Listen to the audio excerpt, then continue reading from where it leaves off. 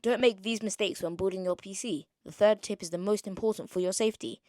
When I built my first PC, I spent about 4 hours assembling and 3 hours setting it up. I learned a lot of do's and don'ts, and here's what really matters. Tip number 1. Be careful with your parts. One bent pin or misaligned connector can ruin your build. Handle everything gently. Tip number 2. Test before building. Power up your motherboard, CPU, GPU, and RAM outside of the case first. Catch issues early before it's too late. Finally, the most important tip. Tip number 3. Double check all connections. Loose cables can prevent booting or even damage your PC. Triple check everything before powering up. Follow these tips and your PC building experience will go much smoother.